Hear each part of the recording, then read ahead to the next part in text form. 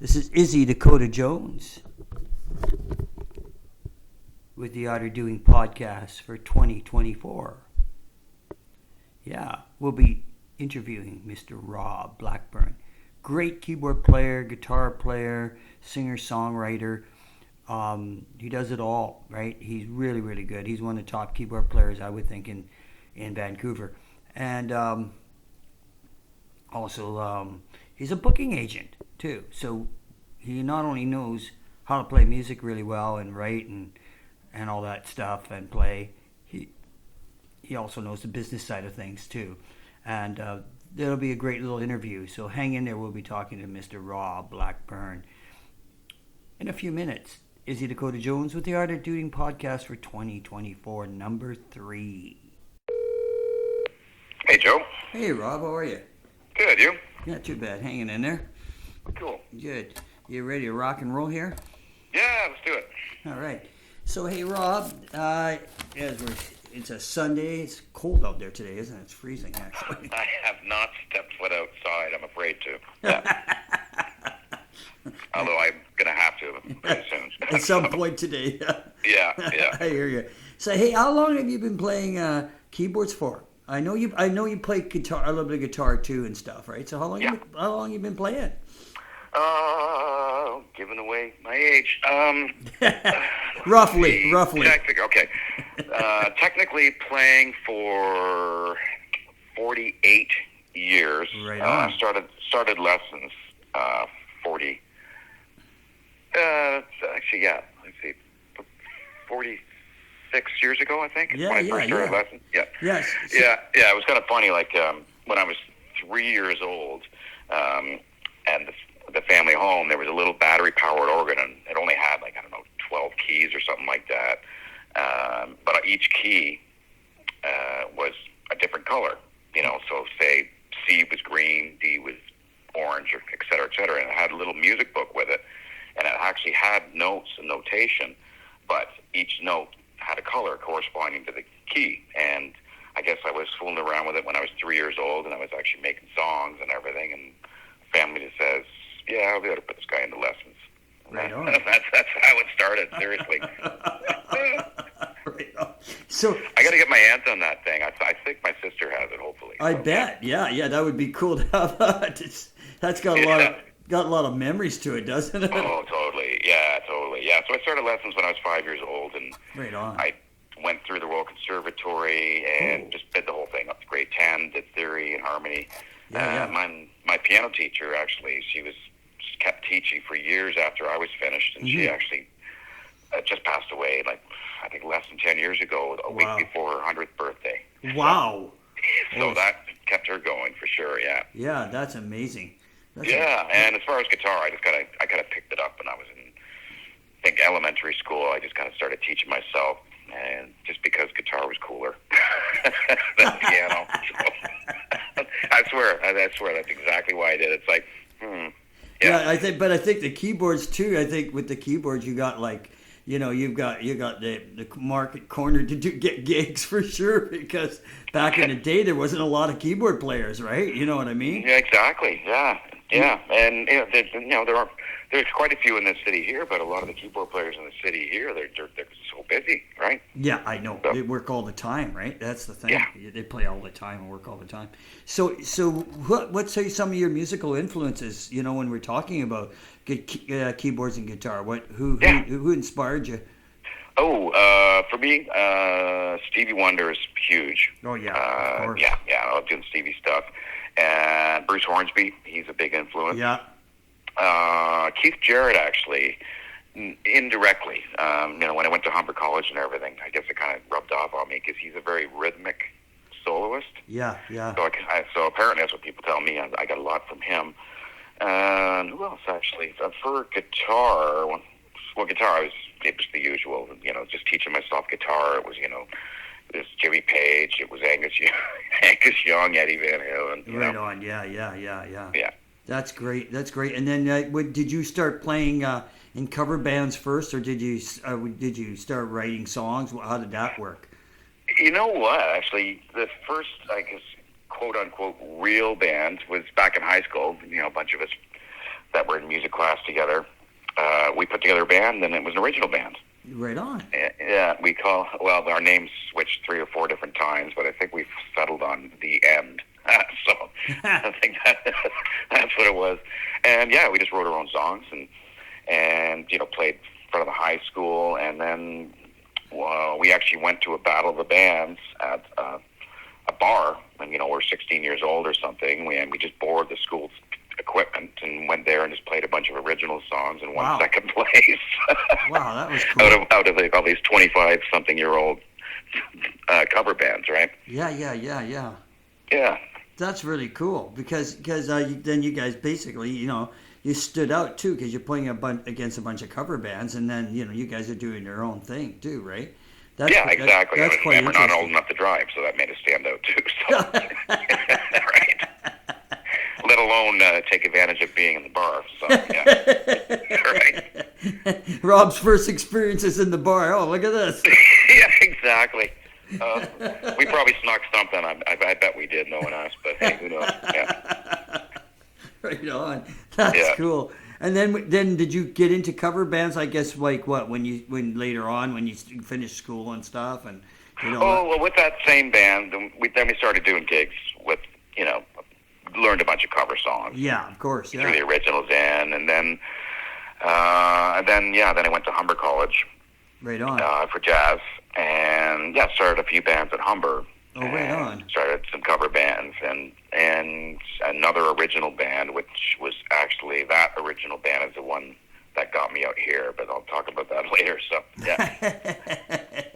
Right on. So when you came out when did you come out this way out towards the coast? We started. Okay, I might as well tell about the band now. Yeah. We had a band called the Truthful Liars. Okay.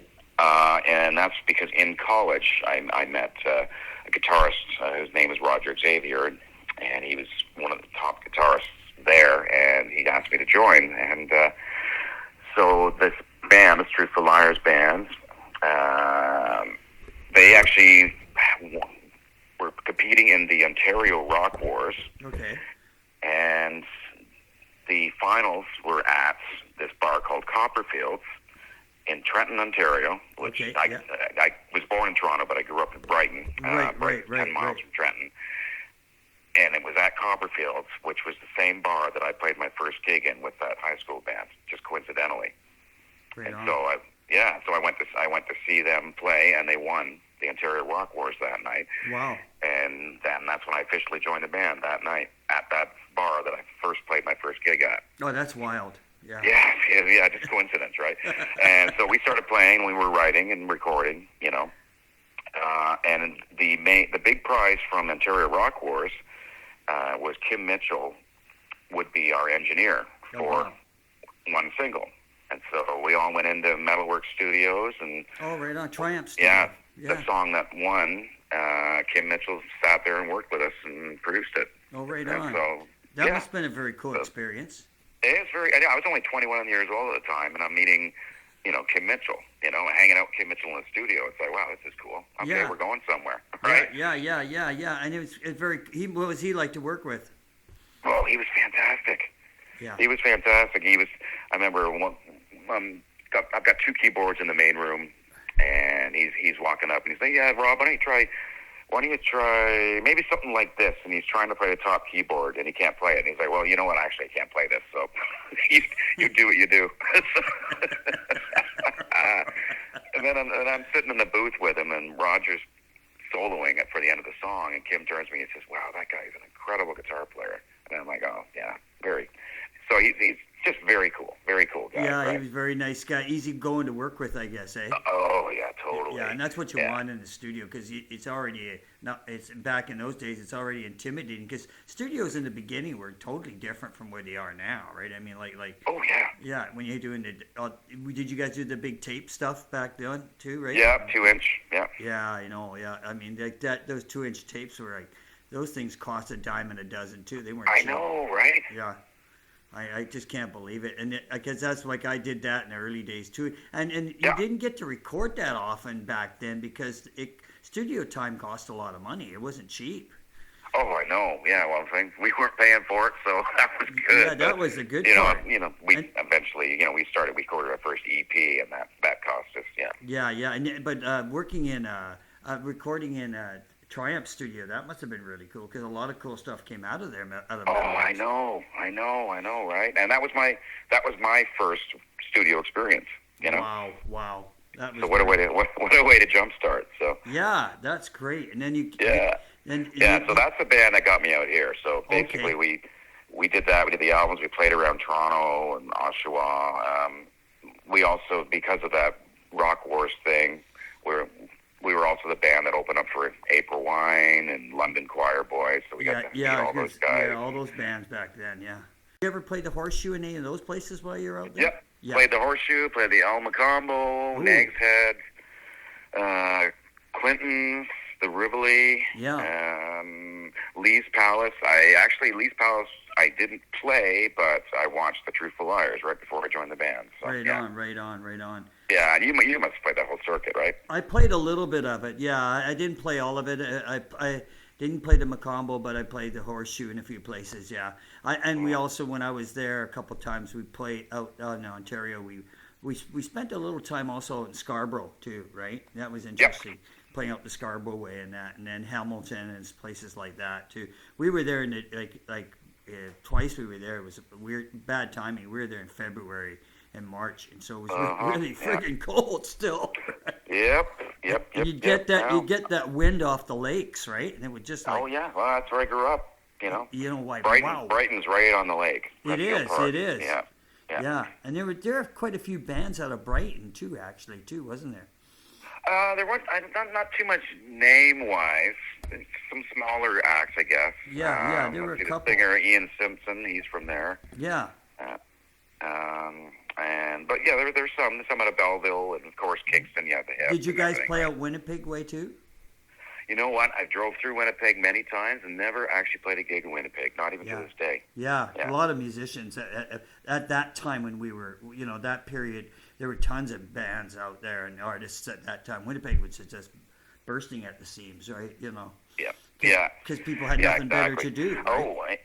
So let me, because you were asking me when I came out here. Yes. So we started the tour from Ontario, I think in '92. I think we started the tour. No, we didn't, because I was still in Humber. I actually graduated, so it would have been around '93, '94. Right. And then we hit the road, and playing Northern Ontario, to get through there. Yeah. I remember the first gig that was we played to 3 people and a dog, and the dog took off as soon as our drummer George hit the kick drum. So that was our first gig. That was Shaplow, Ontario. Yeah. Okay. Yeah, but then we continued moving west, right? Yeah. And I remember, there's one, we played Thunder Bay. Oh, yeah. And Thunder Bay, a place called the In Towner. Did you ever do that one? No, but I've been to Thunder Bay. Yeah. Well, this is it. We were being booked by Feldman at this point, right? Oh, okay, yeah. Yeah, and so we played Thunder Bay, and our next gig was the next day in Weyburn, Saskatchewan. Oh, of course. So you can imagine, right? You can imagine. We packed up from Thunder Bay, hit the roads, and arrived in Weyburn just in time to do sound check.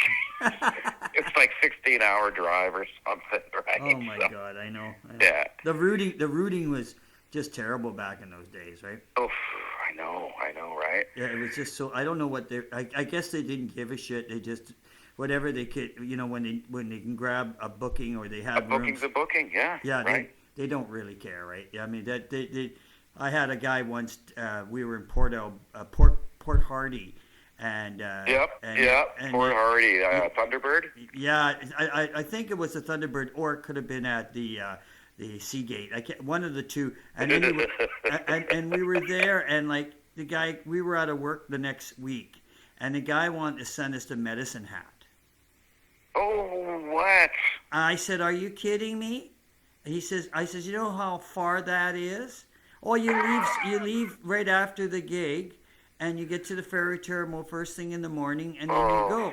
And I go, you know what? No, we'll go back to Vancouver and be out of work for a week. Well, we lucked out because what happened with us, the week that week, which used to be the the Rock, which is the Roxy now, it used to be Jack's Hanging Tree, and at Jack's Hanging Tree, the band got canned.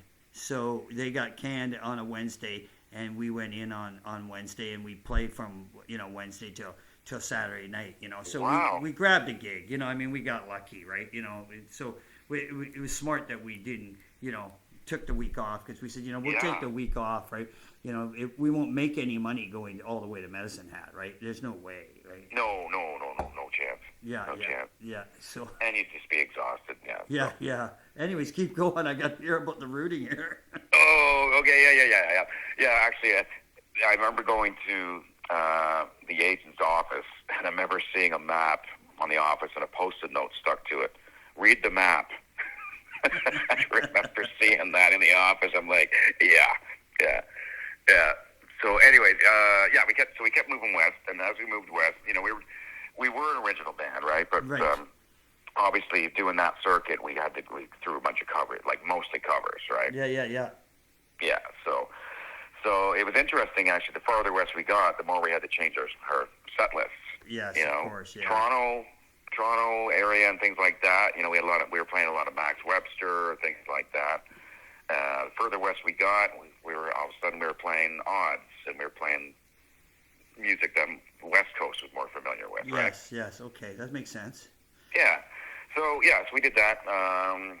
Played a lot in Calgary, and that was always fun.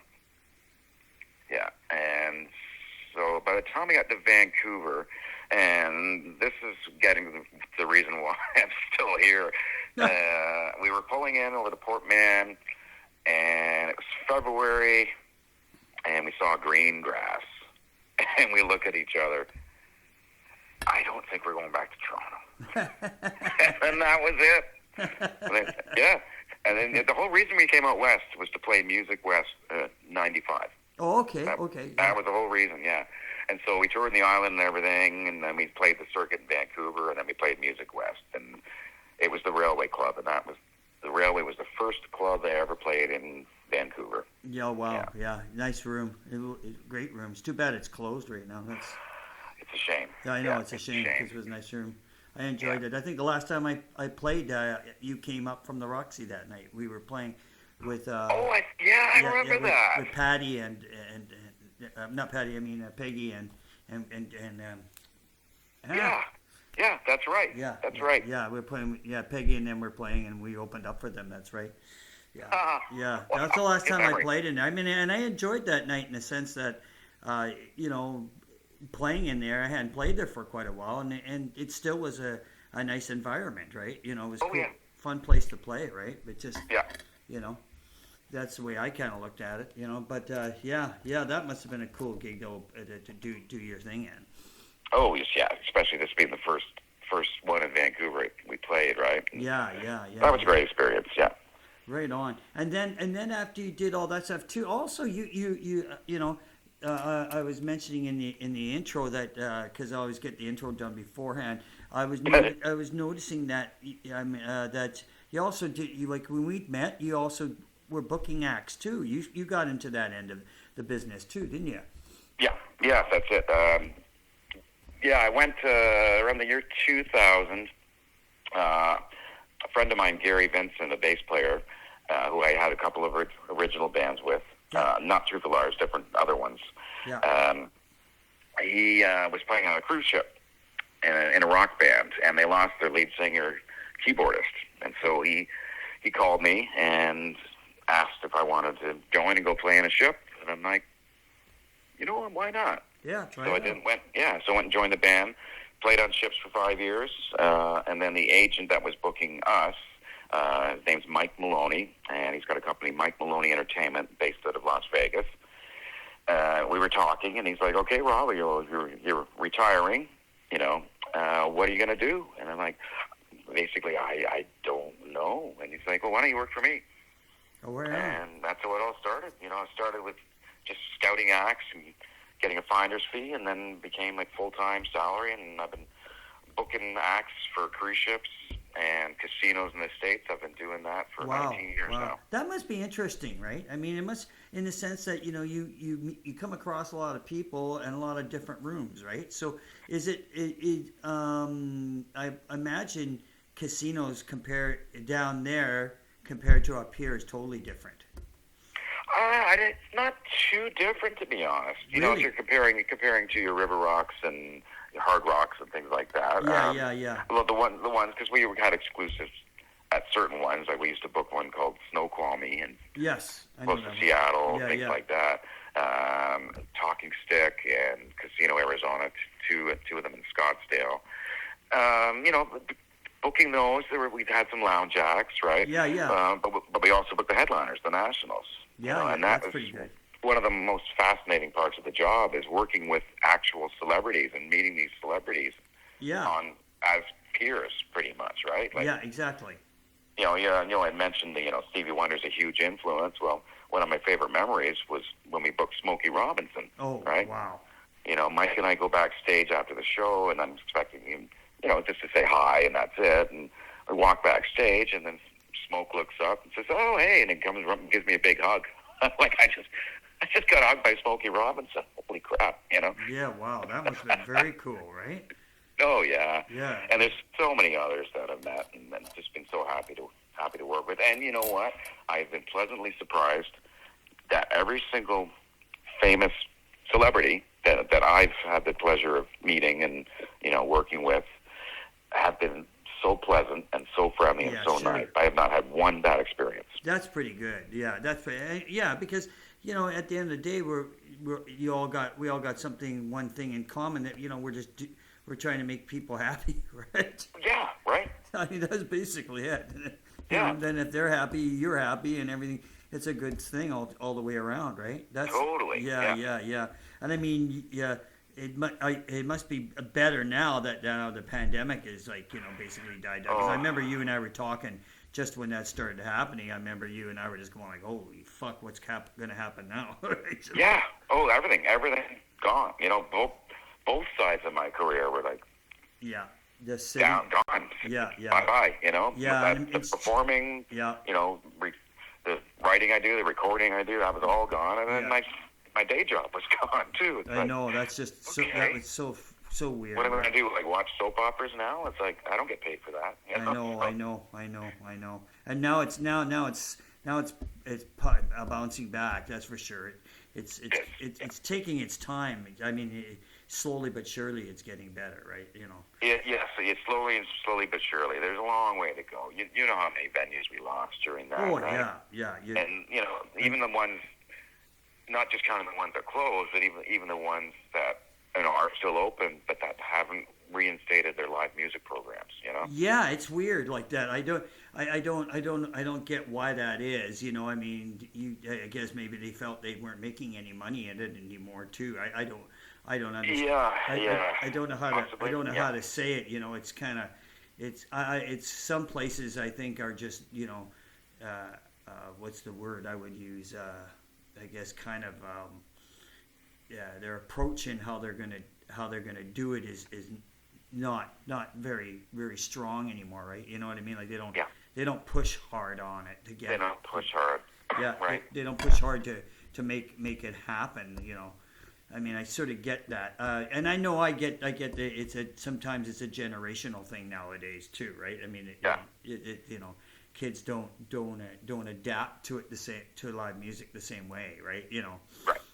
I guess it's some of that too. That's some of the problem. But I mean, there's a few bars in town that do okay. I mean, and right now you got how many things you got going on as far as music? I've still got quite a few. I'm a glutton when it comes to gigs. Yeah. I mean, Like I've got, what have I got? Like, I've got I've got that Kickstart, which is the cover band we've got with such great people. Yeah, we're actually playing at the Admiral Saturday, November 4th, which is nice. Good. And then we're at Donegal's November 10th. Right on. Of course, the Graham Brown Band. That's one that I do the most touring I really with. like.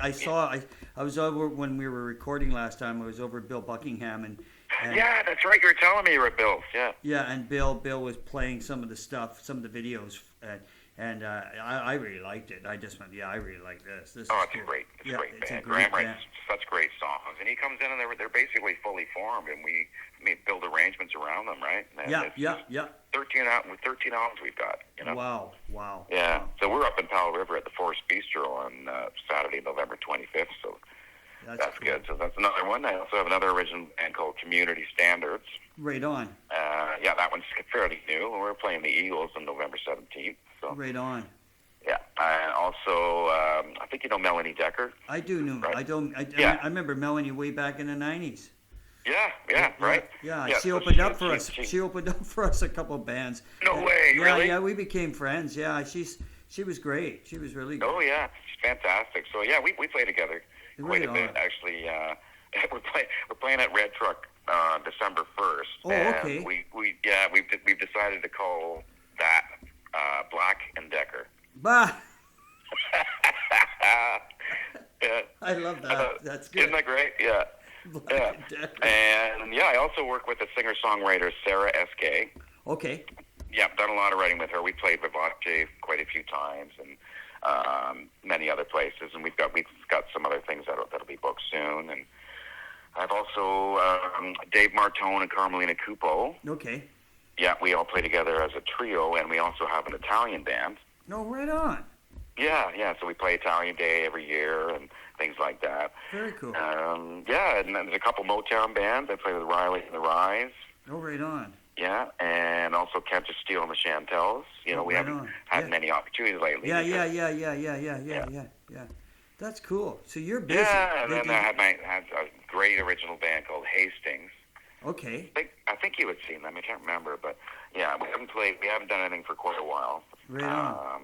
But that was always a lot of fun too. And then there's a few other projects here and there, you know, and plus the recordings I do for people. Yeah. Keep me going, right? Well, especially with keyboards, right? I mean, like you know, I mean, you've been playing so long, and you got the experience down, and I mean, going in the studio, it's great. You know, you go in there and you just lay it down, right? Well, even during the pandemic, I was able to do some recording. Yes, yeah, I Yeah, imagine. and which is great. You know, Yeah. right before the pandemic, a friend Scott Young and Kevin Swain asked me to come in and lay down some tracks for Al Harlow's new album. Okay, yeah. Yeah. I know Kevin really well. That was a lot of fun. I played in a couple bands with Kevin, so I know Kevin. Oh, yeah, no, I thought it might have, yeah. Yeah, I know Kevin really well. Kevin's a sweetheart. He's a really nice guy. Oh, I know, man. He's a really Yeah, nice. well, that was great. Yeah, so we went into Scott's studio, and I laid down, 3 songs I laid down for Al and the band. And because of that, during the pandemic, Kevin was producing Thor, you know, Jimmy Thor, Yes. his new album. So Kevin called me up and said, "Hey, Rob, we'd love for you to throw down some tracks for Thor on his new album." And then I'm like, yeah, sure, I'd love to do it. So I just sat here, I just, you know, recorded on my Mac and Logic and laid down on some keyboard parts. I laid down full vocal arrangements. Like I think I laid down 3-part harmonies behind them, and also rhythm guitar tracks and it's nice. Kevin was so kind too. Like I just laid them all down and just shot the stems over to Scott, and I didn't expect much to be used, but they used pretty much everything. And Kevin even used this wah guitar part that I had made, and he made it like a signature riff in one of these songs called "Queen of the Spiders" for Thor's album. So Wow. So I was actually quite pleased and quite flattered, you know. Yeah. No, Kevin's good. He's a talented dude. He's a talented dude. Totally. Yeah, he's a very talented dude, and he's, like I said, he's a super nice person. He's a super nice guy, and you know, no wonder he gets along with almost everybody he talks Oh, to. yeah. Yeah. I have never heard an unkind word spoken about him. No, and good player too. He's a good bass player. So Fantastic. yeah, really good bass player. And he's in Calgary, but he comes out whenever he has a gig. He still comes out now. Yeah. That's good. I mean, I knew he was running the Jam too down at Donegal's for a while too, wasn't For a while, yeah. he? Yeah, he was doing that. And then he also played with Ray Roper too in that Heart tribute too, right? Yes. Yeah. Yeah. Well, Ray had come to our jams, our Kickstart jams, a few times. Oh, right on. Cool. Yeah, so that was great. It was great to see him. Yeah, because you were running those jams down. We were running those jams on Thursdays. Yeah. Yeah. That's so cool. So you're Yeah, and Ray's out in the Okanagan, and Paul Rogers called him up to record with him, right? You heard about that, right? I heard about that. Yeah, through the grapevine. Yeah. Yeah. So that's fantastic. That's That great. is cool. That's cool. Yeah, I met Paul Rogers. I was playing this little. I don't know if you know this little dive bar out in Harrison Mills called the Sasquatch, and so we were playing at the Sasquatch, and on a Sunday we were doing the jam. And so we were setting up in the afternoon. And he had rode in on his Harley with a bunch of his friends. Yeah. And I was setting up, and then I looked over at my guitar player at the time, and I said, Pierre, is that who I think it is? And Pierre he was from the Hard Rock Miners, and he was he was a violin guy and guitar player, and so. He looked over and he goes, yeah, I think that's Paul. He says, I think that's Paul. And so I look over and Paul looks at me and he goes, yeah, that's me, like, mouthing like, hey, that's me, yeah. So I laugh and I walk up and I said to him, I says, hey, I hear you live out in White Rock Way. And he goes, yeah, I do, yeah. He goes, word travels around, doesn't it? And I says, I know somebody who knows you. You played a gig at this bar. And he told me all about the show. And he says, oh, yeah, it was a wild show and all that. And then so he came up and he says, can I come up and jam with you guys? We do some blues. Oh, that's great. So he came up and sang with us. We did some blues. And then when he left, about 2 hours later, who shows up at the jam is 5440. Half the guys are 5440. No way. And they're riding their bikes and they're riding their Harleys. And they come up and then they say, hey, can we come up and jam? Because they knew Pierre really well. So they came up and we jammed. So at the end of the night, like the bar owner goes like, who in the hell? How do you know all these people? I says, well, Paul Rogers was a fluke. I said, that was just... yeah. That was kind of fluky. I said, but yeah, I says, yeah, fun night. I said, I'd do this again anytime. Wow. Yeah, lots of fun. Man. But yeah, you're busy. You're a busy guy, Rob. Yeah. You know what? You balance everything, right? Yeah. That's how you do it. Like if you have a bunch of projects, this is what I stick to. If I've got a bunch of projects and I commit to a gig. Yeah. Never, ever cancel for a better paying gig. Oh, yeah. Never do that. You lose integrity and all of a sudden the phone stops ringing. You and I know people that have done that. I know. And I want to kick them in the pants when they do that. I just said, that's the worst thing you could ever do. Like, don't do stuff like that, right? That's just so bad, right? Yeah. That's a big no-no. Yeah, I understand. People need money, but it's the principle of things. Yeah, it's the principle of things. Exactly. Great. Yeah. Well, you know what? I'm gonna let you go, but we got to do this again because Oh, totally. I was chatting with Bryce last night, and he was saying that he's done a couple of podcasts with you. Yeah, so. I know. I mean, it's great talking to people. I love talking to everybody and just finding out. We do people. I just finished talking also to Darby the other day, Darby Mills. Oh, right on. I was talking to Darby, and I've had her on a couple of times, and she's great. And then I just finished the other day talking to one of my guitar players, Patty M. Yep. And Patty's in Arizona right now, and then she spends like 3 months down, and then she comes back. And then she's coming back in about the end of next month. But she's gigging down there all the time. So good for her. So she was telling me about how many gigs there are. Like she says, there's so much work down in Phoenix, Arizona, and all that area. She says Arizona's just full of musicians, and gigs are everywhere. There's a bar around every little corner, right? And, she says it's unreal. She hasn't stopped working. She went down there 2-3 weeks ago. She's had maybe 4 days off. Oh, wow. She's That's just incredible.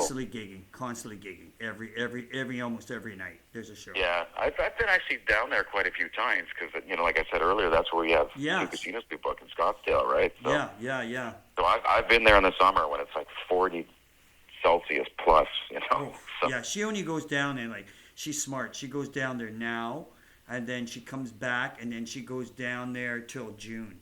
And then, she'll be back till about the end of March, and so, she'll be gigging. Oh, that's perfect timing, yeah, right? and then she goes down there for, April and May, and then she comes back mid-June.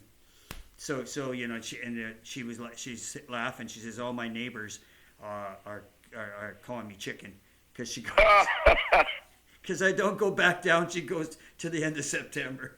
That's great. Because she goes, I don't want to be caught in all that shit, right? Yeah. You know? Well, I guess the chicken might technically be a snowbird, so there you go. Yeah, that's what she says. I'm a snowbird, basically, right? Yeah, that's the way she looks at it. But the snowbirds go to all the gigs. Like she says, there's a lot of, you know, they're all they're all around that age group where they love live music, right? Right. You know, and that seems to be where it's at. So great talking to you, Rob. And yeah, Joe. I'll catch you soon. You know, we'll hook up somewhere and hang out. You know, I'll be, for sure, man. When I get myself out of my job finally, which will be coming down the line here, I'll be going to the jams. I'll see you at some of the jams more often. Oh, that'd be great. That'd be great to see him, get him and play with you again. Yeah, let's do that, Rob. Yeah. I'll talk to you soon. Take care, Rob. All right, Joe. Thanks for this, and I will see you soon, my friend. You will. Bye now. Okay. Bye-bye. Right on. That was Rob Blackburn. What a great guy. Super talented dude. And what can I say? Anything more? Rob's great. I'll be talking to you too. This is Izzy Dakota Jones with the Other Doing Podcast for 2024, number 3. Peace out. All right. That was Rob Blackburn.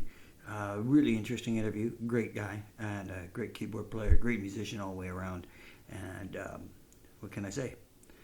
You check Rob out in his different bands that he plays in. It's really good. It's whatever he does well. That's Rob Blackburn, everybody. Thank you. This is Izzy Dakota Jones with the Art of Doing Podcast for 2024, number 3 in the books. Talk to you soon.